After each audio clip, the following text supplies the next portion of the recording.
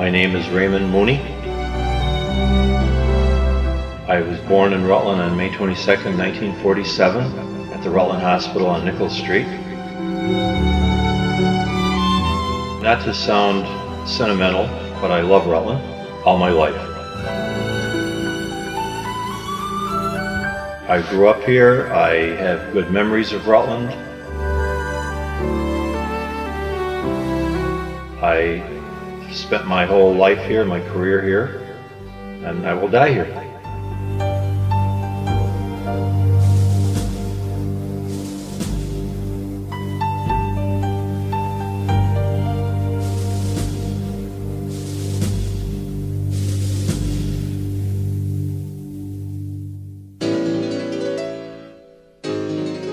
Radio. So when I was young, there was no television. At least our family didn't have a TV. My grandmother didn't have a TV. So I listened to the radio a lot. My favorite ones were Sergeant Preston, Archie Andrews. The one that scared me was The Shadow, which I believe came on Sunday evenings around 7. It was dark, I remember, and I would always be scared by the organ music that came on. Who knows what evil lurks in the hearts of men? The Shadow knows. He was kind of a doer of good, and he had an alter ego. He was Lamont Cranston. The Shadow, mysterious character who furthers the forces of law and order, is in reality Lamont Cranston, wealthy young man about town. The Shadow uses his hypnotic power to cloud men's minds so that they cannot see him.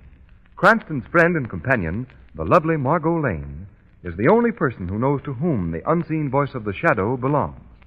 Today's story, Mansion of Madness. One of my vivid radio memories was being sick, and I was in the bedroom. I think it was 1951. I might have had my tonsils out, I can't remember. But the radio was next to the bed, and whatever was on, I believe there was a bulletin that interrupted it. This is London. It is with great sorrow that we make the following announcement. And there was this bonging, and it says Big Ben is sounding. And it was the death of King George in England. His Majesty the King passed peacefully away. We voice the grief of all the peoples of his empire. And what scared me was he died in his bedroom. And I'm in my bedroom, sick, and I always remember that as a childhood thing.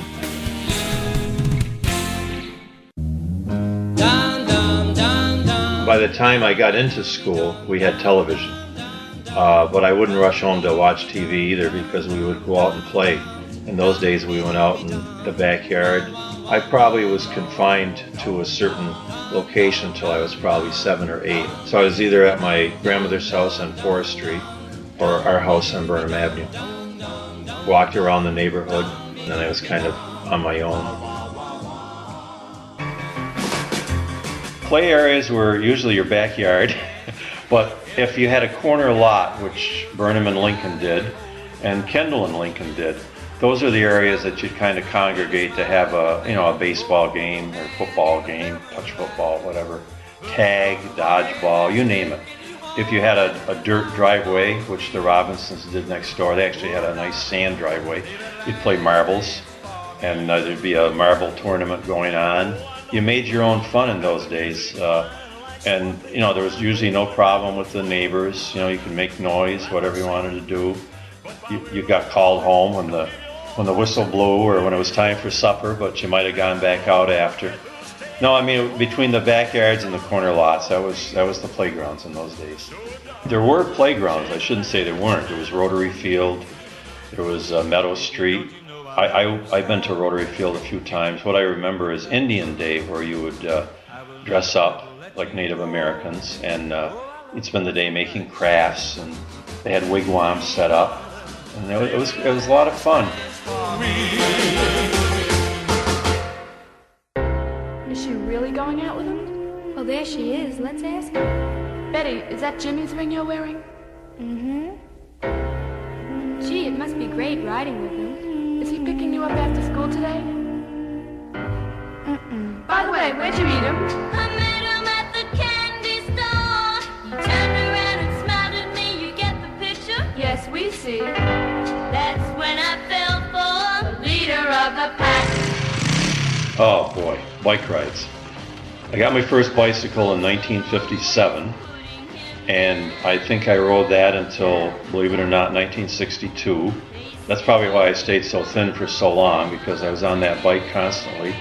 Between going downtown, chasing fire trucks, my good friend Jack Venn and I would take bike rides down to Clarendon, over to Proctor. You know, it was in those days it was safe. There weren't as many cars, the roads weren't 4-lane.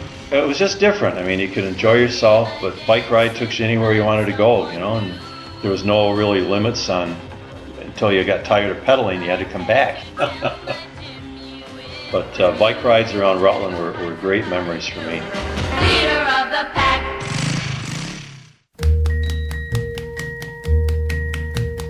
Every day it's a getting closer, going faster than a roller coaster. Love like yours will surely come my way.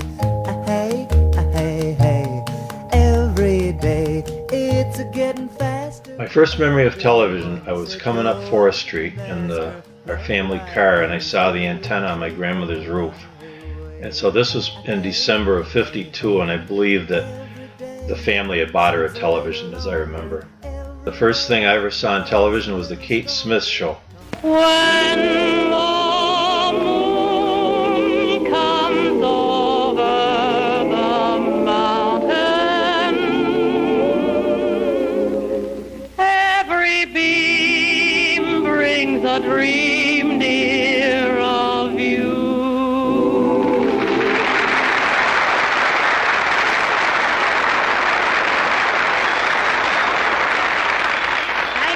Very much. Hello, everybody, and welcome once more to our show. All right, Jackson, take it away. Oh, we ain't got a barrel of money. It was on in the afternoons and 4 o'clock, I believe. And Kate Smith was a singer, but she reminded me of my grandmother. She was a large lady, as was my grandmother, so I kind of developed a rapport with her. And she was sponsored by, I believe it was Chase and Sanborn Coffee, so she always had a cup of coffee. And on the show was something called the Story Princess, and this Cinderella-like lady would come out and tell a story, you know, children's story, of course. You know, folks, in storybook land, anything is possible. And our expert about such things is the lovely lady who takes all of us to storybook land. So for the adults who want to sort of refresh their memories in case they may have forgotten about chasing rainbows, and for the children who are only beginning to discover the land beyond the rainbow, here now is our story princess.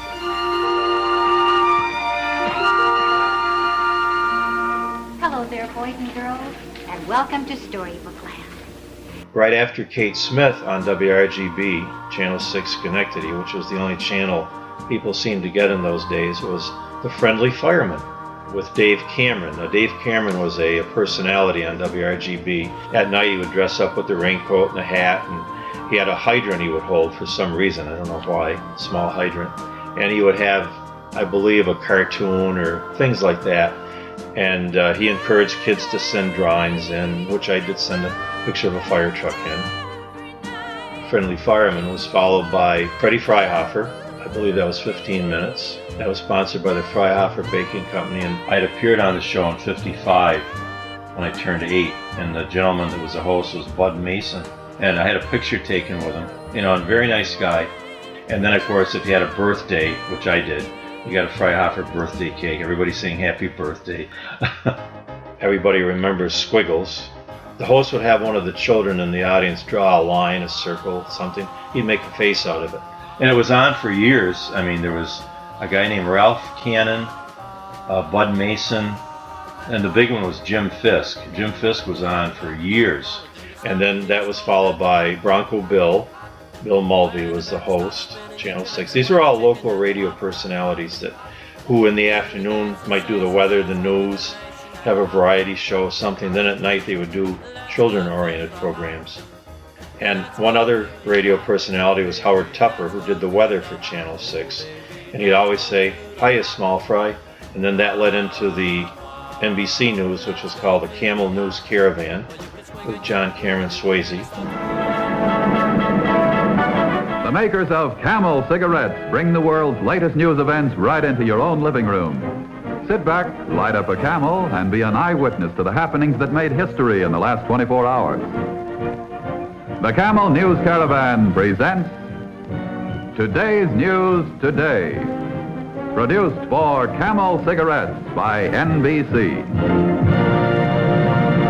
Ladies and gentlemen, a good evening to you. And I watched the news. I was very interested in the news. Now, it sounds silly at 5 or 6 years old, but it just fascinated me because I thought he was talking to me. That's the story, folks. Glad we could get together. Have a good weekend. He would discuss something that happened, and he's looking out, and I'm looking in. John Cameron Swayze saying goodnight for Camels, America's favorite cigarette. The Camel News Caravan is brought to you every night, Monday through Friday, by the makers of Camel cigarettes.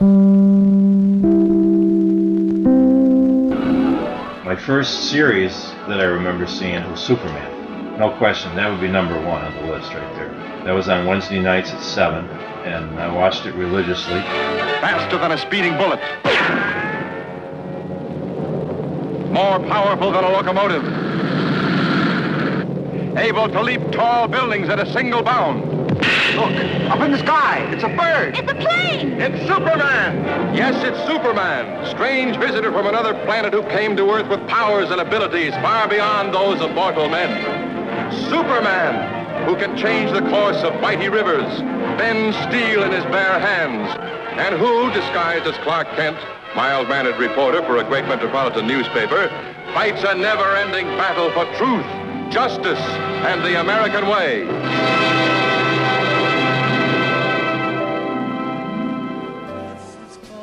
Well, I didn't know about it till the Herald, was delivered that morning. It was a front-page story, and I read the Herald religiously from age 6 or 7, believe it or not. Mostly because of fires, accidents, movies, but I started reading the paper, and I remember seeing the article, and the Herald didn't give you a long article. So what I did was I went over to the Park Pharmacy on my bike, and I bought a New York Daily News for a nickel, and it had a front-page story. And I had that for years, but unfortunately lost it. But I don't know if I'd ever heard of suicide before that. And then it was hard to fathom that, it happened. And personally, I don't believe he committed suicide. Together at last at twilight time.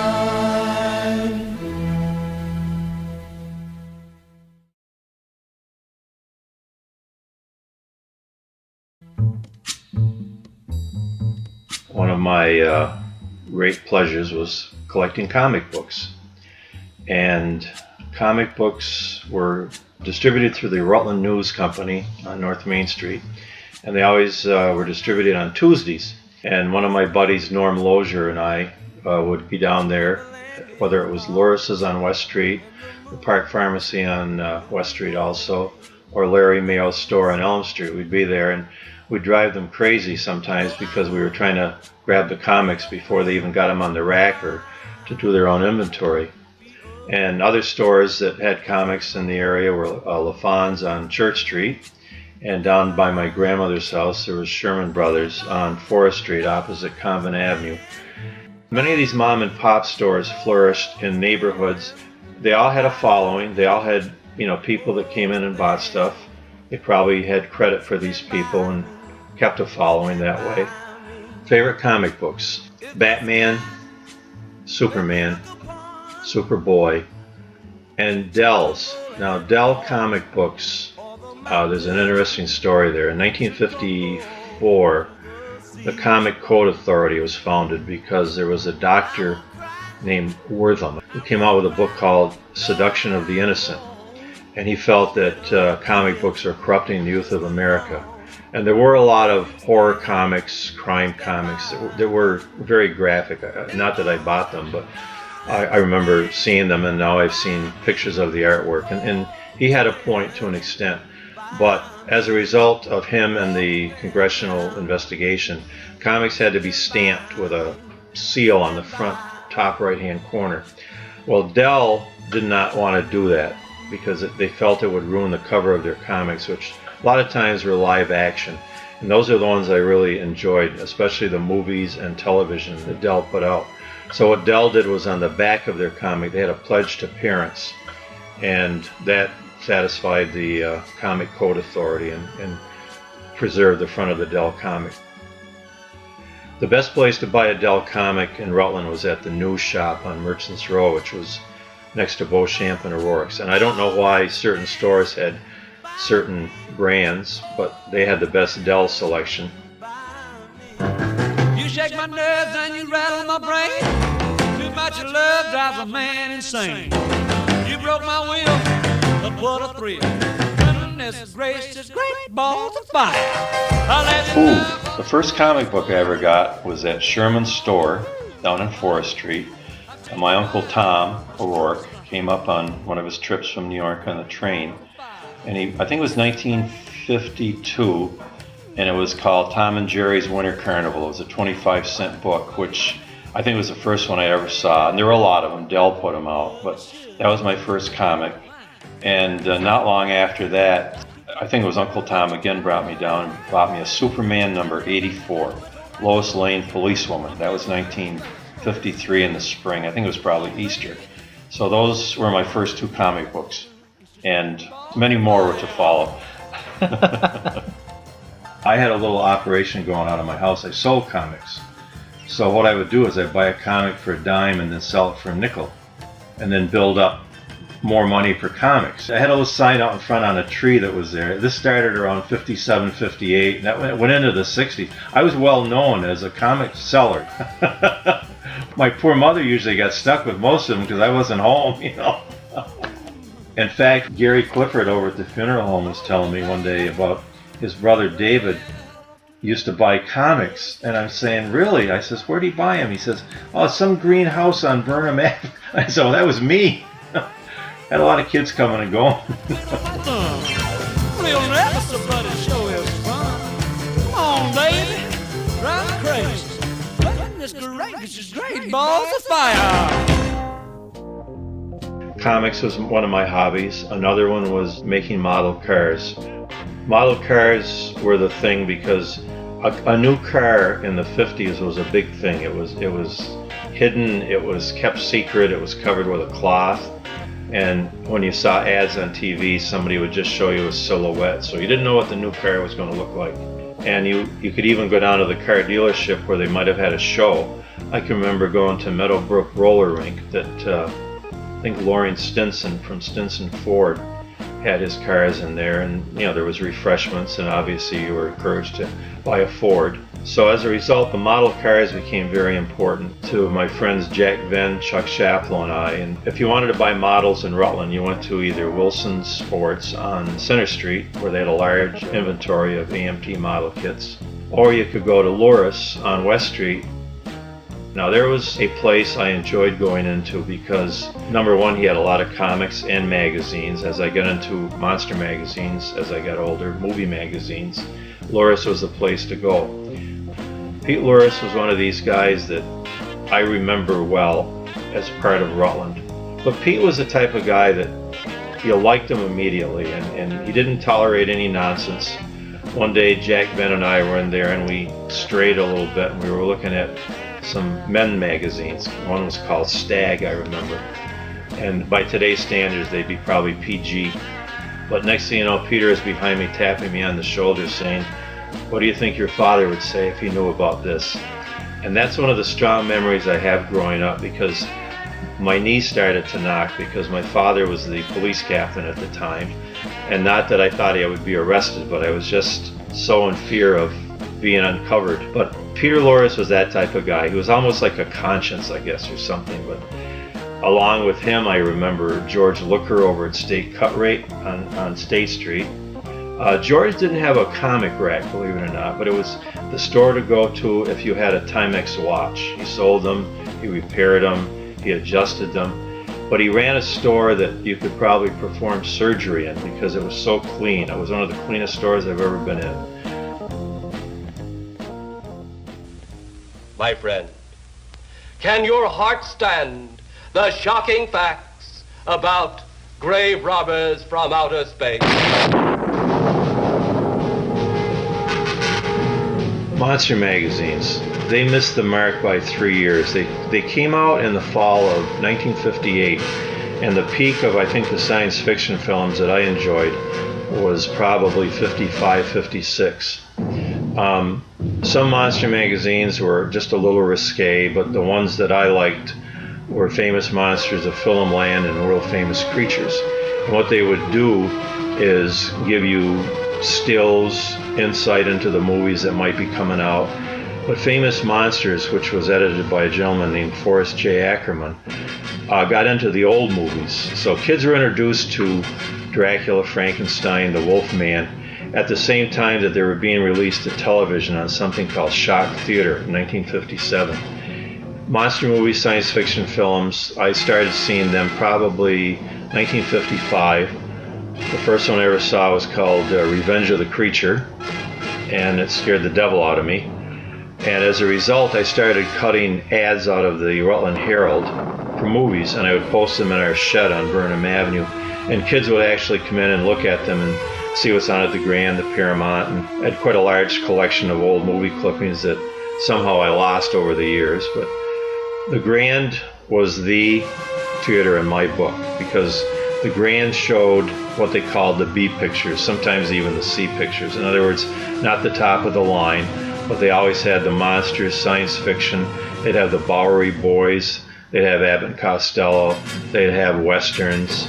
The Paramount, on the other hand, on Center Street would show the musicals, the higher brow films, I guess you might call them, you know, the ones that might be here a week.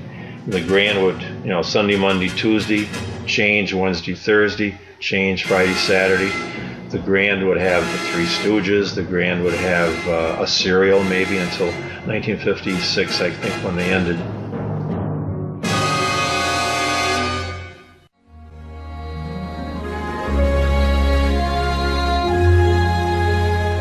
Another memory of the Grand is the manager. Now, the manager when I was growing up was a gentleman named Bob Knight, Robert Knight. Very nice man, friendly man, kind man. I remember reading his obituary, and it said that there was a time when he might let a child in who didn't have the money because he felt bad for them. He was replaced by Edwin Morgan in 1958 or 9. And Mr. Morgan was a nice man also, but he was more the businessman, I think, because he was involved with the chain that owned the theaters. And he was the manager of the Grand, the Paramount, and the Rutland Drive-In. I believe he actually owned the Rutland Drive-In. He opened that in 1948. And he stayed with the theaters until they closed, I would say 69, 70. And a gentleman named Robert Shannon took over the Rutland Theaters at that point.